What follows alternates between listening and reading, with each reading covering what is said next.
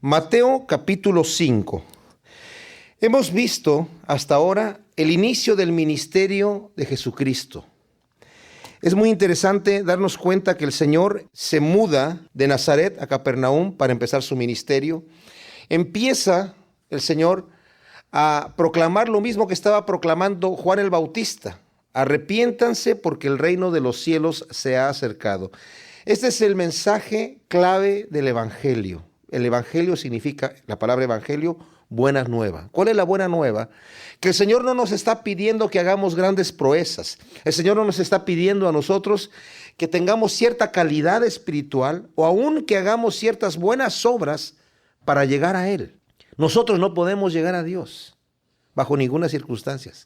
Pero la buena nueva significa que Él se acercó a nosotros. Él fue el que descendió del cielo a nacer en un pesebre y a vivir toda su juventud, su niñez, en Nazaret de Galilea, que era una región despreciable para los judíos, y se identificó con la gente más humilde, de inferior clase, para que nadie pueda decir, bueno, es que yo no alcanzo, el Señor no me entiende porque yo nací en muy baja condición. De hecho, el Señor se identifica con los que no tienen con qué identificarse. Y de hecho vamos a ver aquí un tremendo mensaje justamente acerca de esto.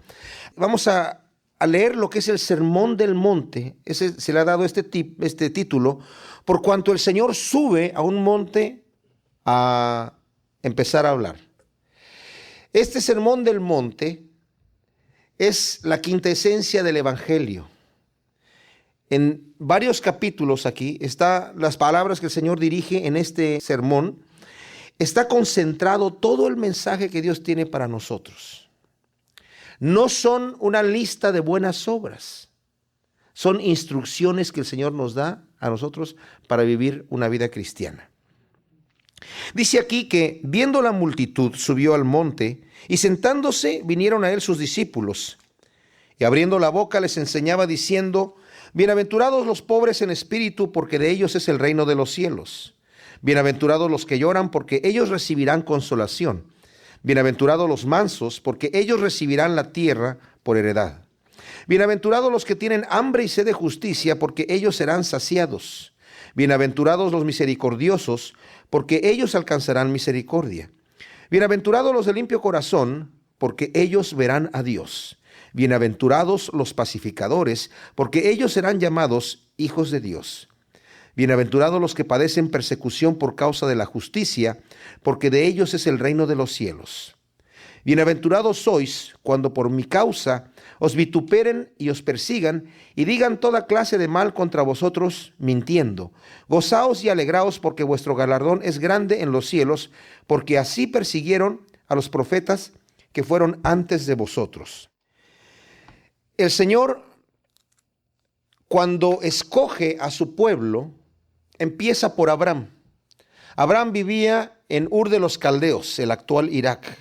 Y le dijo: salte de allí, Abraham, con tu familia, y te voy a llevar a una tierra que no conoces.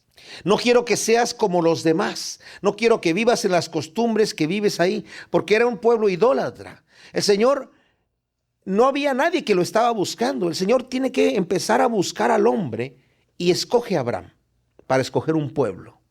Y le dice: salte de allí. El Señor no podía trabajar con Abraham allí en Ur de los Caldeos. Había demasiada contaminación moral, espiritual, intelectual, social, etcétera. Lo tuvo que sacar, y Abraham de ahí en adelante hasta su muerte vivió en tiendas de campaña. De hecho, empezaron a vivir en tiendas de campaña hasta el momento que su nieto Jacob, en su vejez, entraron ya a Egipto por mano de José.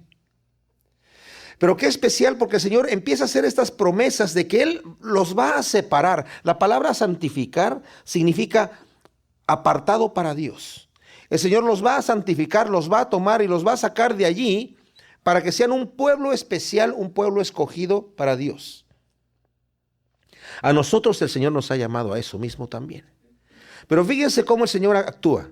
Primero saca a Abraham de Ur de los Caldeos y luego el nieto, o sea, Jacob, le cambia el nombre de Jacob a Israel, y él con su familia, 70 personas, entran a Egipto por mano de José, el hijo de Jacob.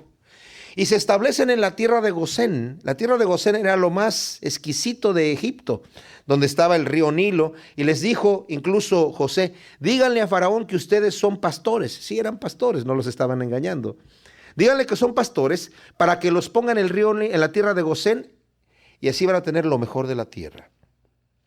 El Señor utilizó a Egipto como ese vientre materno que dio luz a la nación de Israel, y 400 años más tarde, por mano de Moisés, estaban saliendo de 3 a 4 millones de personas hacia la tierra prometida. Y el Señor le dijo al pueblo de Israel, les estaba dando en la ley, quiero que ustedes, cuando anden caminando, los estoy sacando de Egipto porque no quiero que anden como ellos andan. No quiero que ustedes practiquen lo que ellos practican. Yo los voy a separar, los voy a santificar nuevamente, los voy a instruir para que anden en mis caminos y en mis estatutos. Y si ustedes hacen esto, yo los voy a proteger y los voy a bendecir abundantemente. El Señor pues saca al pueblo de ahí de Egipto, y cuando empiezan a caminar por el desierto, fíjense qué especial, el Señor los trajo por el desierto caminando 40 años. Pero no tardaron 40 años en llegar a la tierra prometida. Pero llegaron a la tierra prometida y no quisieron entrar, no quisieron tomarla.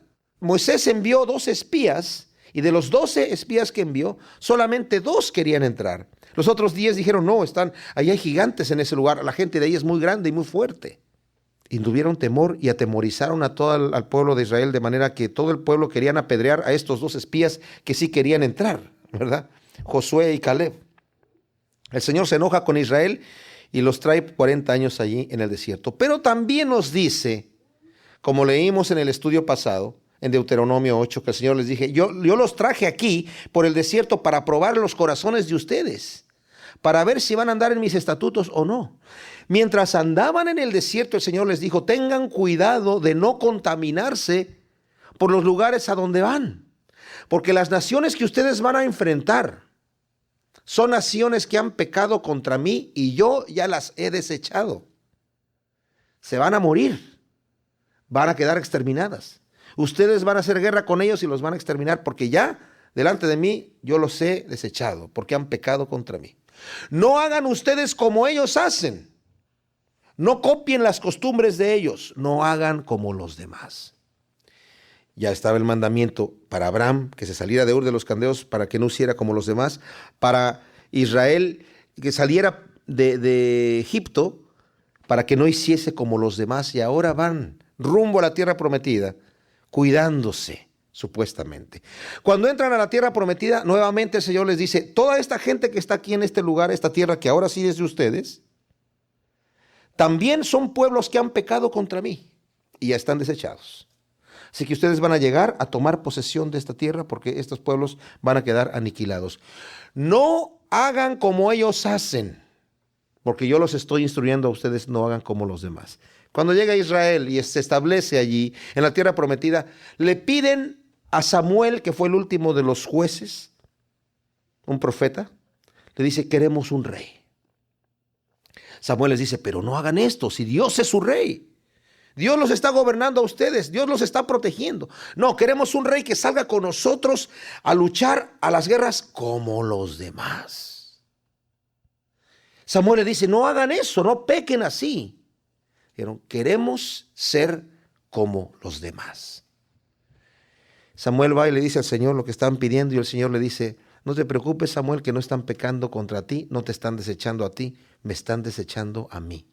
Les voy a dar lo que me piden. Y les puso un rey. Y de allí Israel vino hacia abajo. Hacia abajo. Ahora, el Señor aquí nos va a dar unos estatutos tan ajenos a nuestra mente, que es para que nos instruyamos y no seamos como los demás. La mente carnal no puede entender lo que está aquí, porque lo que vamos a leer son virtudes, son cosas que Dios les llama buenas, son cosas buenas, pero nuestra mente está tan torcida por nuestra carnalidad, por la maldad, por el pecado, que no entendemos las cosas de Dios. Ahora, dice el apóstol Pablo en 1 Corintios que necesitamos nosotros discernir o entender las cosas de Dios espiritualmente. utilizando nuestra mente espiritual. Existe una mente espiritual y una mente carnal. La mente carnal piensa en las cosas de egoísmo. La mente espiritual trabaja bajo los principios de Dios. Vamos a ver lo que nos dice aquí el Señor. Dice que viene a este monte, viendo la multitud, subió al monte y sentándose vinieron a él sus discípulos. Y abriendo su boca les enseñaba diciendo, estos dos versículos nos está hablando de una solemnidad que hay en el evento.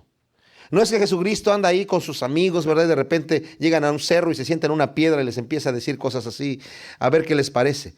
El hecho de que el maestro se subiera a un monte, que es un monte muy leve, y se sentara, era el rabino, el maestro en cátedra.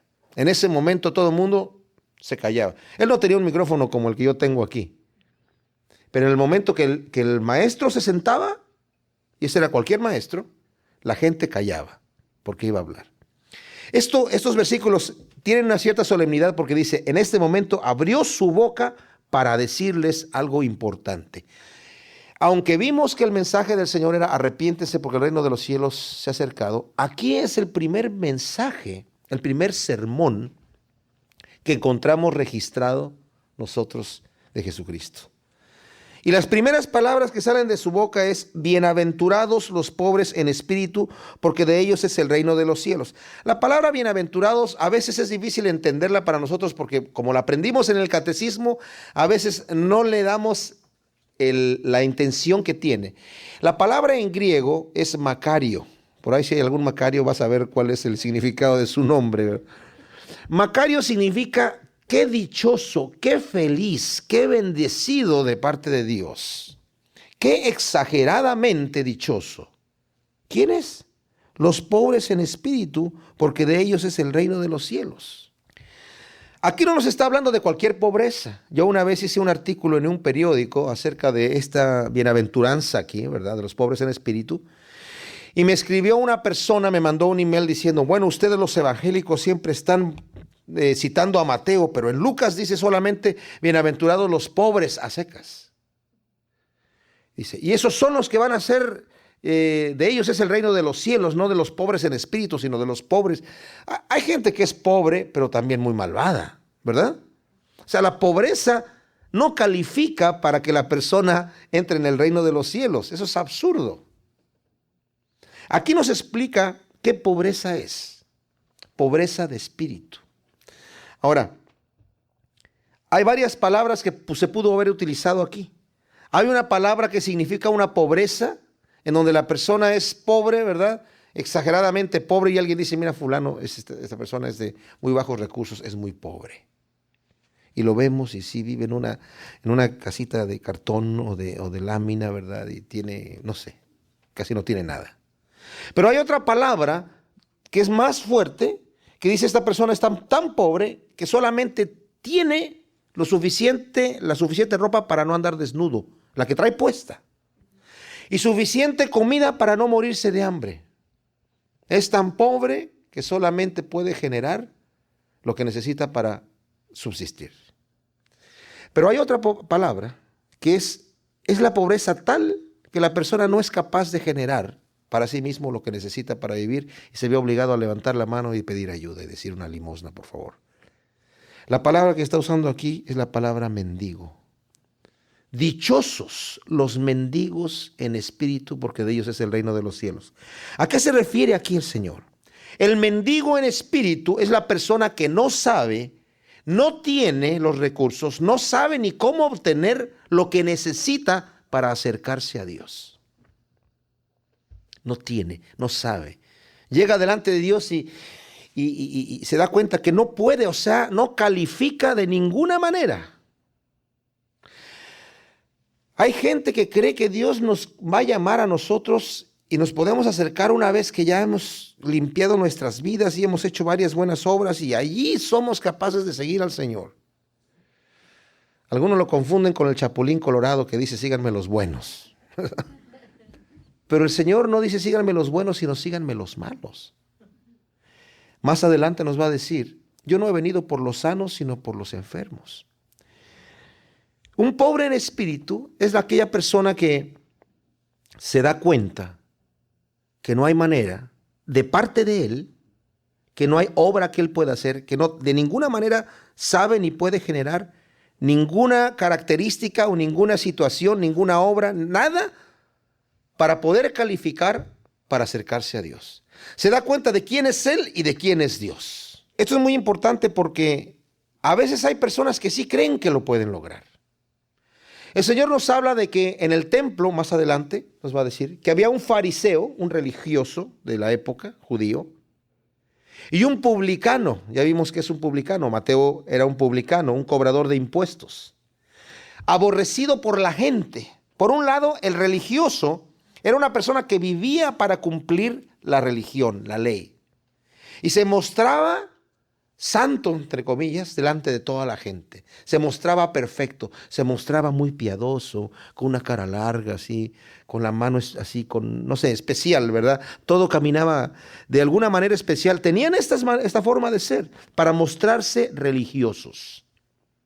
El publicano, por el otro lado, era considerado un traidor a la nación, un sucio, una persona vil, que se vendió por dinero para traicionar a su pueblo.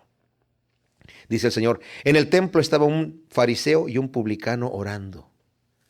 Y el fariseo de pie estaba orando diciendo, Señor, te doy gracias, porque yo doy mis diezmos, yo doy mis ofrendas a tiempo y a su punto y como debe ser. Y tengo muchas buenas obras y hago muchas oraciones y hago mucha ayuda y siempre te estoy sirviendo. Y no soy como los demás pecadores, ni siquiera como ese publicano mugroso que está ahí en la esquina. Y el publicano no se atrevía a levantar la cara de vergüenza delante de Dios y se daba golpes en el pecho diciendo, Señor, ten misericordia de mí, sé propicio a mí que soy un pecador. Dice el Señor, aquel salió justificado, el otro no. El publicano era un mendigo en espíritu, que se daba cuenta que no tenía lo que necesitaba para acercarse a Dios. Y ese, mis queridos hermanos en la fe, eso es el primer paso que nosotros necesitamos para llegar al Señor. Lo que vamos a estar aquí viendo son características de un verdadero cristiano. Las características de un verdadero cristiano tiene que ser pobre en espíritu. Ese es el primer paso. Bienaventurados los que lloran, porque ellos recibirán consolación. Aquí no se refiere a un llanto porque se me murió mi pariente, o un llanto porque choqué mi auto, o un llanto porque perdí un negocio, o un llanto porque estoy muy contento. Obviamente no. No es un llanto por cualquier causa. Nerón incendió Roma y después lloró porque se estaba incendiando, ¿verdad? Y hasta guardó las lágrimas en una botellita. No es un llanto cualquiera. Este llanto es producto de lo que acabamos de ver al principio. Cuando yo soy pobre en espíritu, ¿qué quiere decir? Que me doy cuenta quién soy yo. Me doy cuenta de mi incapacidad. Me doy cuenta de mi pobreza espiritual. Me faltan los recursos para llegar delante de Dios y no tengo cómo llegar delante de Dios. Y tengo que bajar la cabeza y estirar la mano y decir, Señor, ayúdame, no merezco estar delante de ti. Pero en ese momento lloro, ¿por qué? Porque también me doy cuenta de lo que yo sí soy. Primero me di cuenta de lo que no tengo, pero ahora me doy cuenta de lo que tengo. ¿Y qué es lo que tengo? Tengo maldad, tengo pecado, tengo rebelión. Dice el Señor, cuando recortó la vida de los seres humanos, vivían antes más de 900 años en promedio. Y dijo, he notado que el pensamiento de los hombres es de continuo solamente el mal. Y no voy a estar peleándome con ellos constantemente por tanto tiempo. Por cuanto viven tanto tiempo, se corrompen demasiado. Así que les voy a cortar los días y no van a vivir más de 120 años, para que no se corrompan tanto, porque de continuo están pensando en el mal. Solamente. Cuando me doy cuenta de quién soy yo, empiezo a llorar delante del Señor, porque veo mi condición de pecado. Dice la Escritura en Juan capítulo 3, esta es la condenación, que la luz vino al mundo y los hombres amaron más las tinieblas que la luz porque sus obras eran malas y no las quisieron traer a la luz para que sus obras no fueran reprendidas. Hacen sus obras en tinieblas, en oculto. No quieren que nadie se dé cuenta de lo que están haciendo para que no se reprendan. Pero cuando yo vengo a la luz y manifiesto mi vida delante de Dios, la luz se enciende y se ve todo ese cáncer, toda esa podredumbre de mi vida. Y lloro por mi condición. Pero fíjense lo especial. ¡Qué dichosos los que lloran! Qué paradoja, ¿verdad? Qué contradicción parece. ¿Cómo dichosos los que lloran? ¡Qué felices los que lloran! Sí, porque van a recibir consolación. Uno de los títulos del Señor es el consolador de nuestras almas. Uno de los títulos del Espíritu Santo es el consolador de nuestras almas. Y saben, cuando el Señor nos consuela, somos verdaderamente consolados. No necesitamos mayor consolación que esa. Porque es una consolación que sana. Dice el Señor en Isaías: vengan y entremos a cuentas.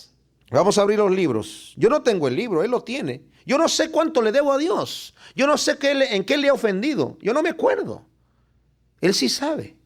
Dice, abramos y entremos a cuentas. Ay, Dios mío, y que en ese momento dice, y si tus pecados fueren rojos como el carmesí, el Señor no dice, yo te los voy a cobrar, o yo te voy a pegar, o te voy a castigar. Si tus pecados fueren rojos como el carmesí, yo los haré blancos como la lana. El Señor en ese momento me consuela.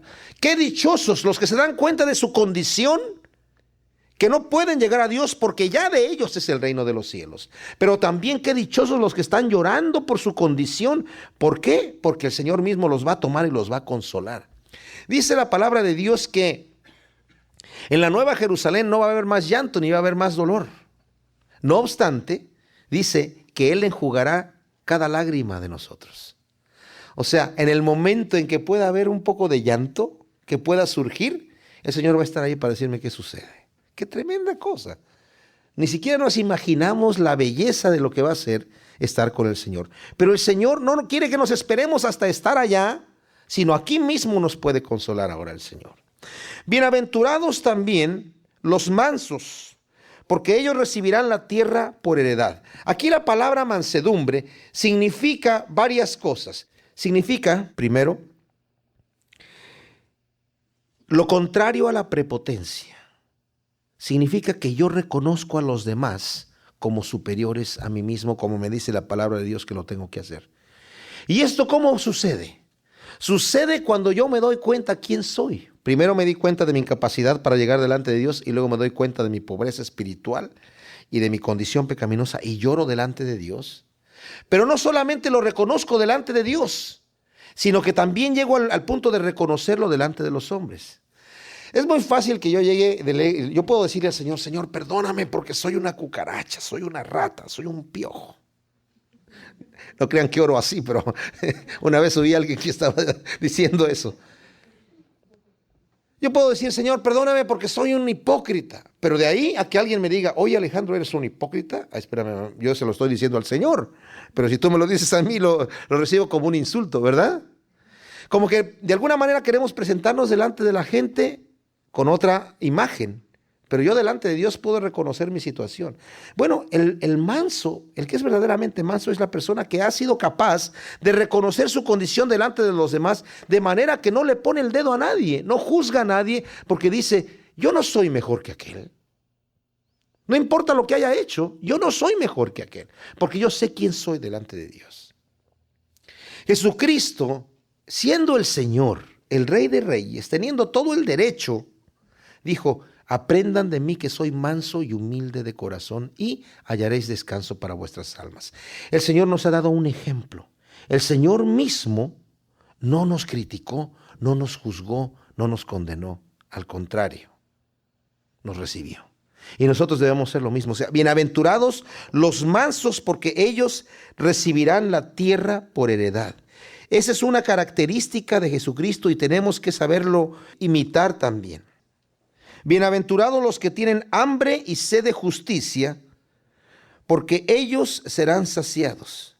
Aquí nos está hablando de una justicia tanto legal como moral y social. Los que tienen hambre y sed de justicia legal significa que en mi condición delante de Dios estoy mal. Dice la Biblia que todos por el pecado más pequeño están destituidos de la gloria de Dios. Por la mentirita más blanca que yo haya dicho, la primera vez cuando era un niñito, en ese momento se me cerró la puerta, ¡prum! Y se acabó. Y ya no hay manera de que yo pueda entrar. Algunos dicen, bueno, es que en el reino de los cielos va a haber una balanza donde pongo mis buenas obras de un lado y las malas obras del otro lado. La Biblia no dice eso. Eso no es cierto. No existe la tal balanza. ¿Saben cómo es nuestra condición delante de Dios? Es parecido a lo siguiente, a ver si el ejemplo funciona. Es como si yo voy al banco y pido, Señor, ¿me puede usted prestar $500,000? Y si los convenzo, me lo presten. Y luego, ¿me puede prestar otro $500,000? Me lo prestan, ya les debo 1,000,000. Y luego le digo al gerente, ¿sabe qué, señor? Después de unos meses, siento mucho haberle pedido ese dinero. Yo le prometo a usted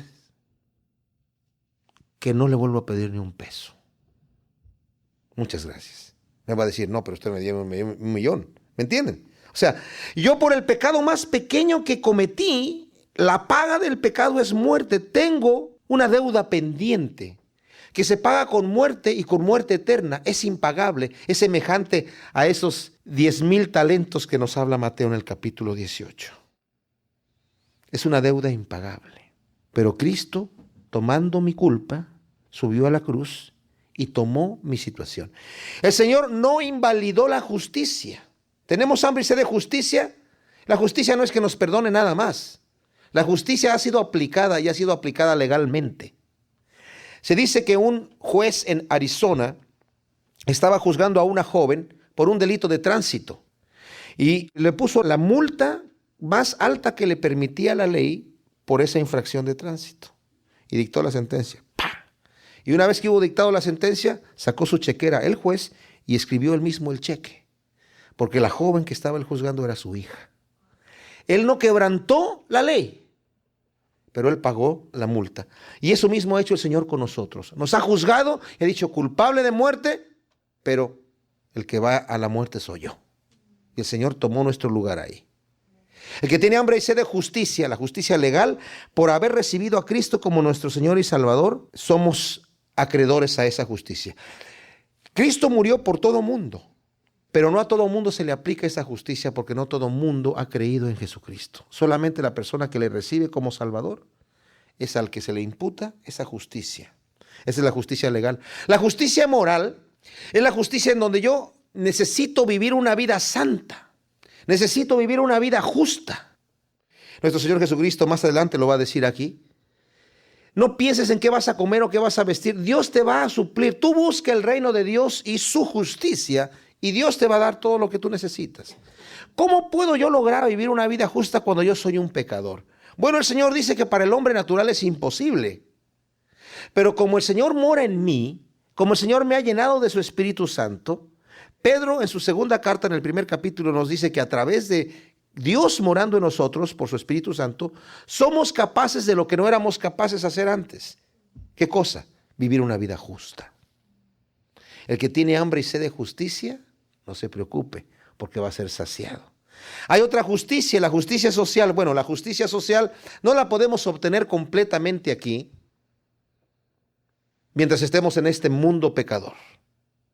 Hasta el momento en donde el Señor tome control del reinado y ponga a sus enemigos por estrado de sus pies, como dice la palabra, cuando tome posesión de la redención.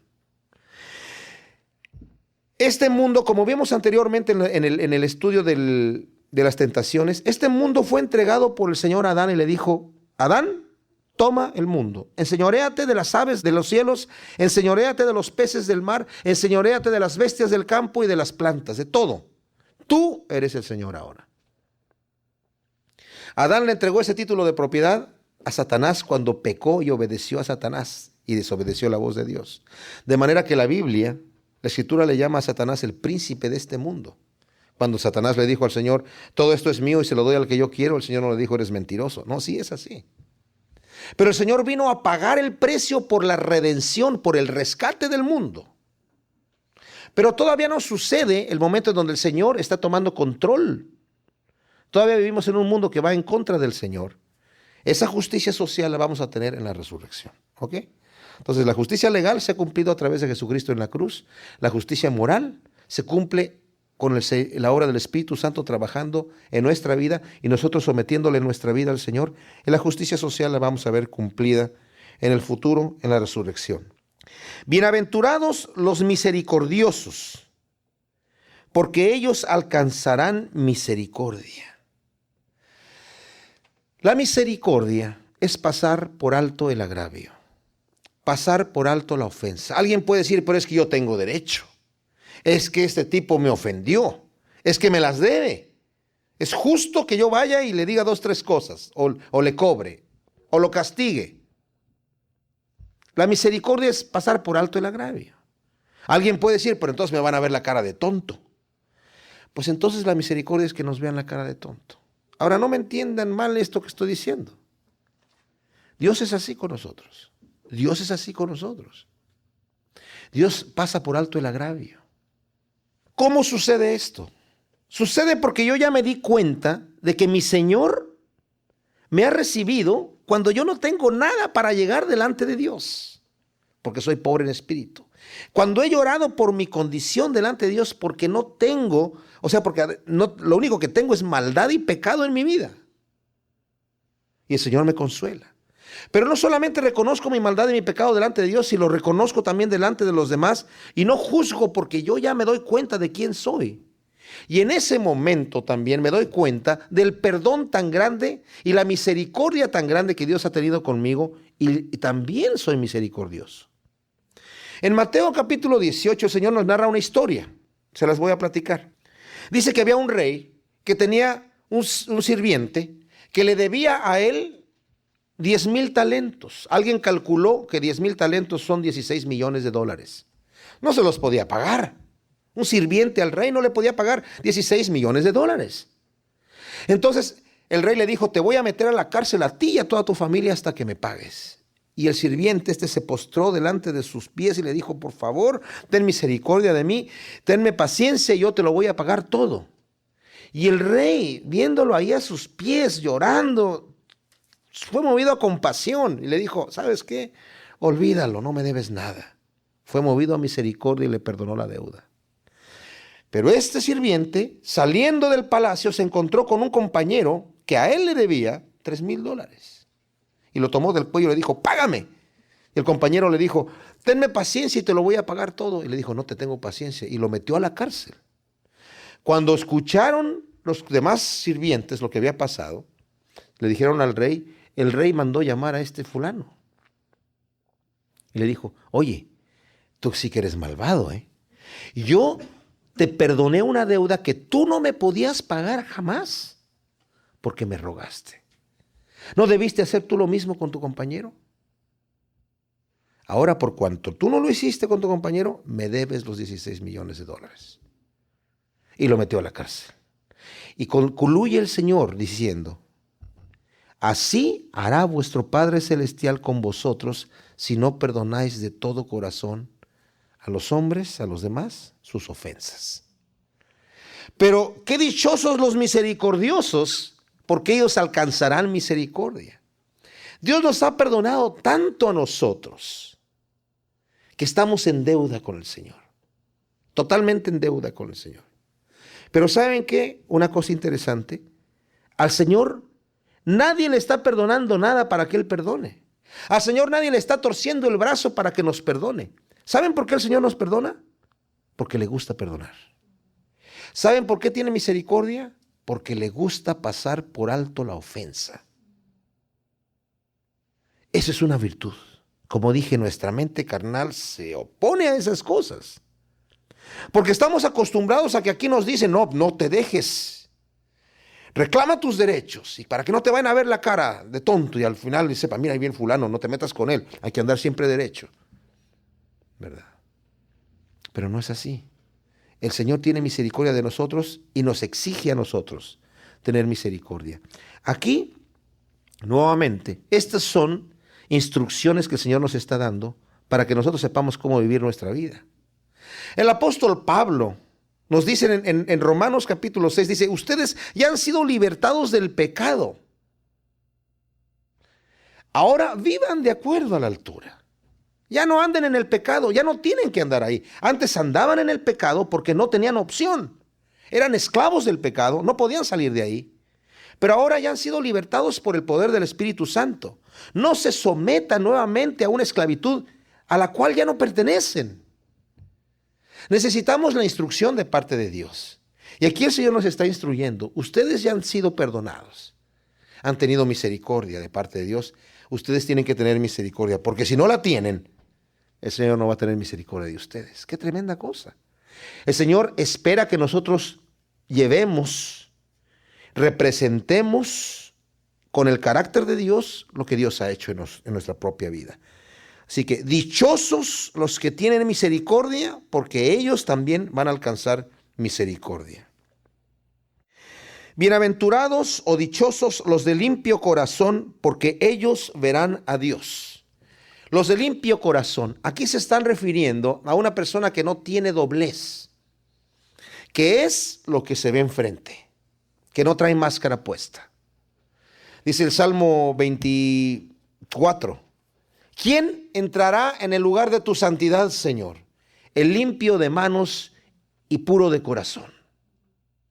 Que su boca no habla engaño, que en él no hay doblez, no hay hipocresía.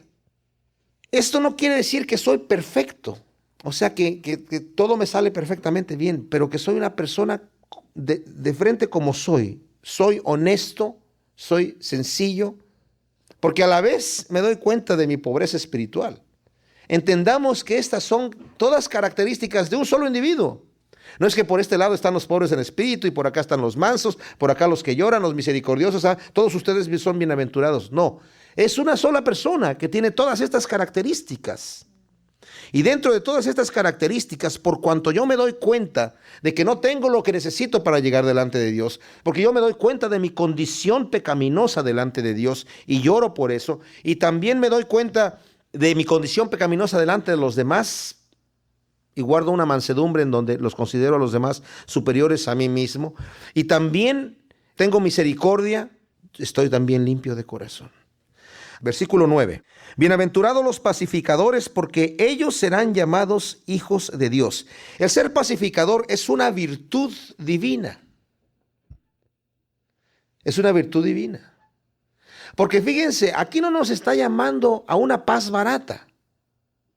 Se han firmado muchos contratos de paz o decretos de paz entre naciones que no sirven para nada porque no se ve el problema. El problema no sale a la luz. Y por cuanto no sale el problema a la luz, no hay sanidad del conflicto. Miren, cuando dos personas tienen un conflicto, si nada más dicen, bueno, ya, no hay problema, olvidemos el asunto permanece, el conflicto permanece.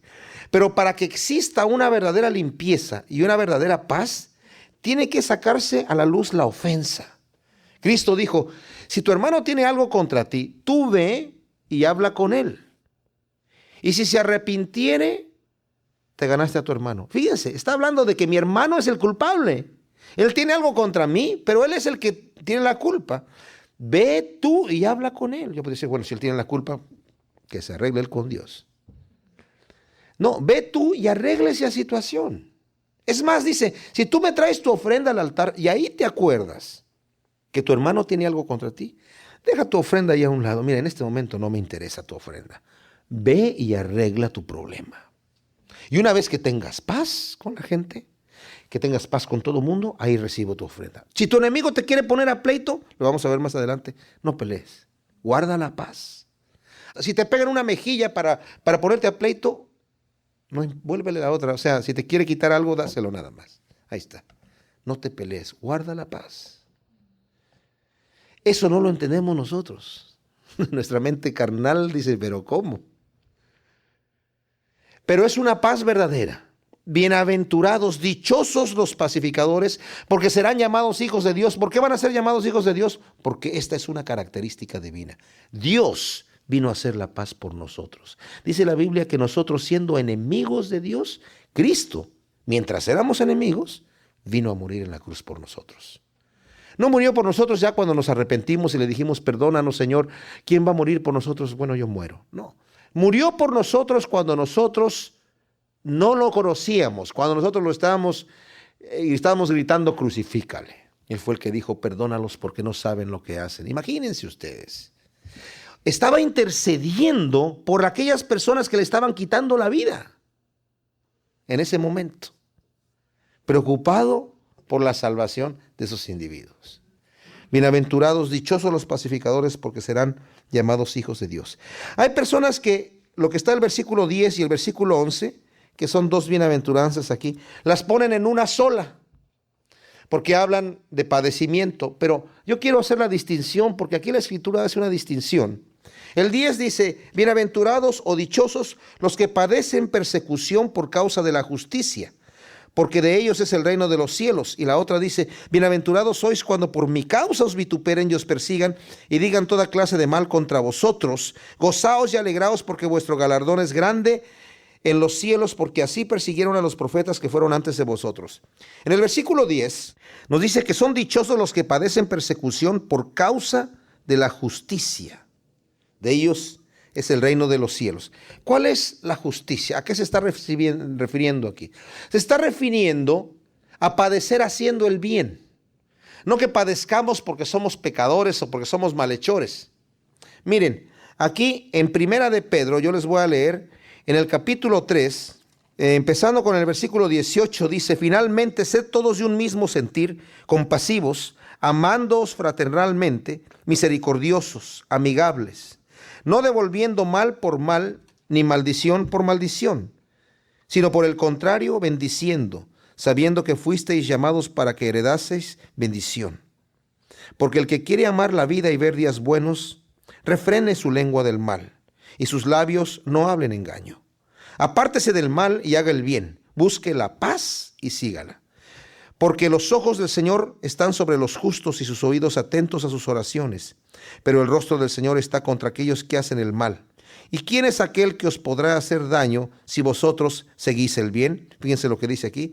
Mas también si alguna cosa padecéis por causa de la justicia, bienaventurados sois. Por tanto, no os amedrentéis ni por temor de ellos, ni os conturbéis, sino santificad a Dios el Señor en vuestros corazones, y estad siempre preparados para presentar defensa con mansedumbre y reverencia ante todo el que os demande razón de la esperanza que hay en vosotros, teniendo buena conciencia, para que en lo que murmuran de vosotros, como malhechores, sean avergonzados los que calumnian vuestra buena conducta en Cristo. Padeciendo por causa de la justicia, haciendo el bien.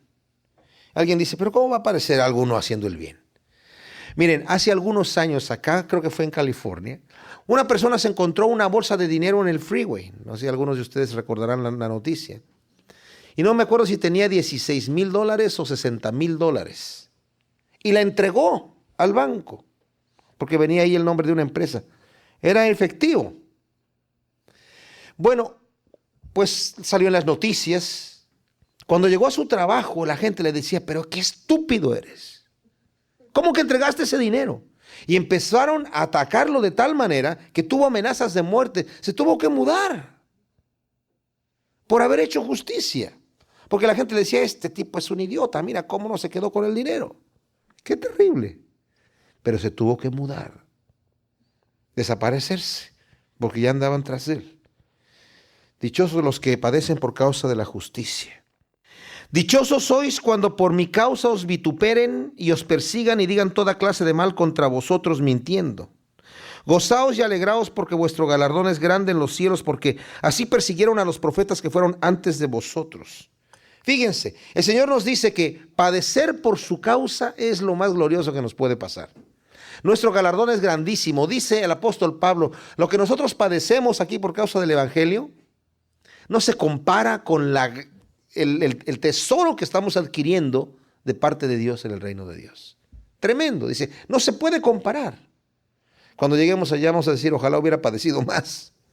Los discípulos, cuando empezaron a predicar el Evangelio, estaba Juan y Pedro afuera del templo predicando el Evangelio, y les fueron a decir los religiosos fariseos, cállense, no hablen más de eso de Jesucristo. Y ellos no les hicieron caso, siguieron predicando y los fueron y los arrestaron, los llevaron a la cárcel y los dieron de latigazos en la espalda, ¿verdad? Y los látigos eran terribles, que tenían pedazos de vidrio y ganchos de fierro, arrancaban los pedazos de carne. Y dijeron, con esto nos vamos a tener calladitos.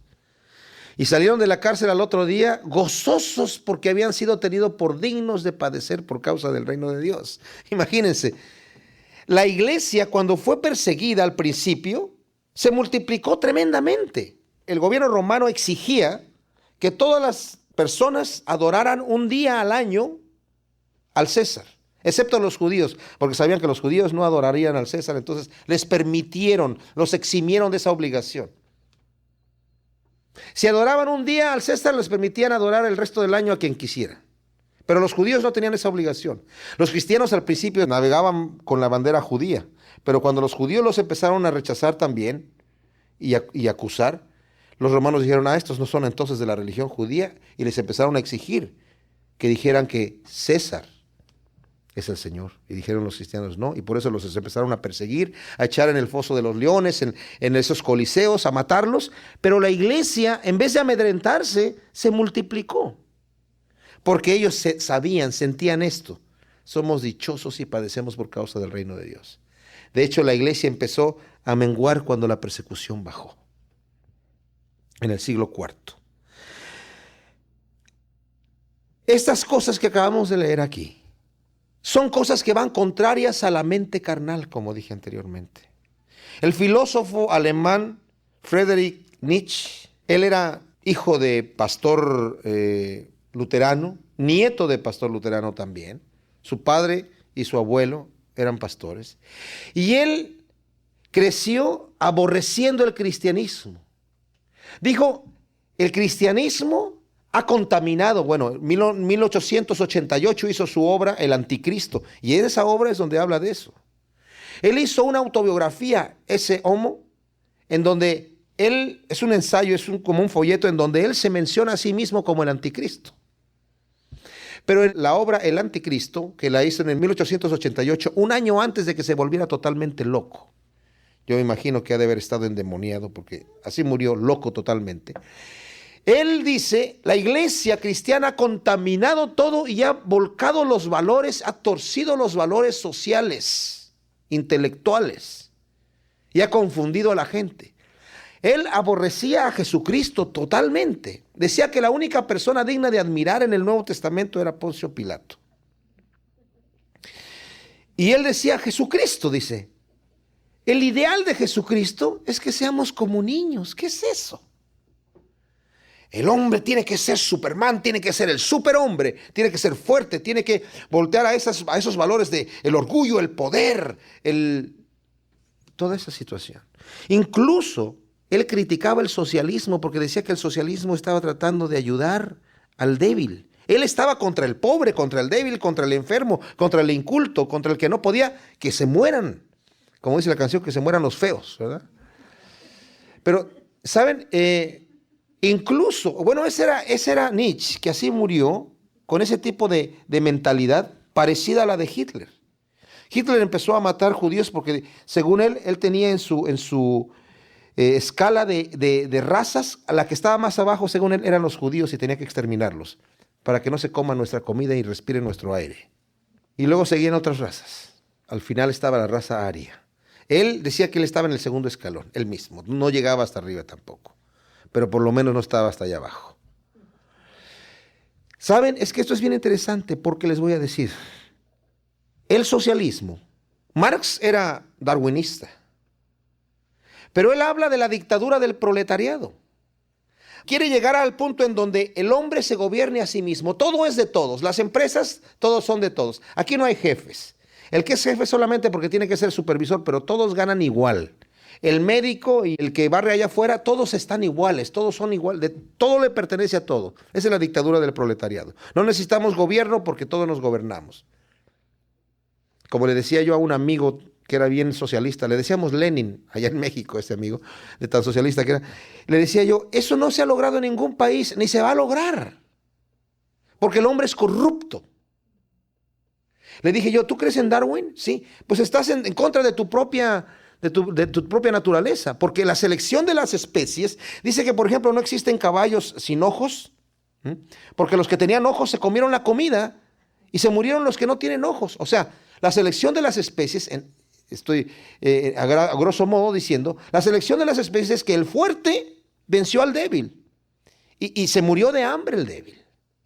Le dije ¿tú quieres la igualdad social? Que se mueran los impotentes, los pobres. Si los ricos pueden ir a buenas escuelas y pueden comer buena comida y estar bien alimentados y tener médicos que los estén revisando para que estén... Que sigan adelante y los demás que se mueran. Eso es lo que diría la selección de las especies. Le dije te estás contradiciendo. Cristo, por el otro lado, nos ha llamado a que tengamos misericordia, que ayudemos al débil. El Señor nos ha venido a ayudar a nosotros que somos débiles. Lo mismo que Nietzsche estaba criticando. Pero veamos cómo la mente humana se opone a los valores de Dios y por eso el Señor nos ha dicho a nosotros, no sean como los demás. Y todo este mensaje que nosotros vamos a estar viendo aquí en el Sermón del Monte va a ser el mensaje que va a estar sonando y vamos a estar recordando en nuestra mente. No sean como los demás. Dichosos todos estos que el mundo les llama pobrecitos, tristes. Qué dichosos son. Porque ellos han heredado el reino de Dios, han heredado la tierra, han sido llamados hijos de Dios, han alcanzado misericordia. Oremos. Gracias, Señor, te damos por tu palabra. Ciertamente nos damos cuenta, Señor, de qué importante es que podamos nosotros ver en nuestra propia vida, darnos cuenta de nuestra incapacidad, Señor, de nuestra pobreza espiritual. No tenemos nada de lo que necesitamos para acercarnos a ti, Señor, pero aún así tú nos has tomado. Somos pecadores, carnales, rebeldes, constantemente nos rebelamos contra ti, Señor, pero aún así tú nos abrazas y nos consuelas. Nos levantas, Señor. Señor, nos has dado justicia, nos has recibido delante de ti. Hemos entrado ya ahora al lugar santísimo porque tú has pagado el precio. Y has dado tu naturaleza a que viva en nuestro corazón para que seamos hijos de Dios. Gracias, Señor. Enséñanos a tener misericordia. Enséñanos a tener un corazón puro, Señor. Enséñanos, Señor, a ser pacificadores, a buscar siempre la reconciliación y a estar dispuestos a padecer, Señor, haciendo el bien y a padecer por tu reino. Señor, queremos ser como tú eres. Gracias te damos en el nombre de Cristo Jesús por tu amor. Amén.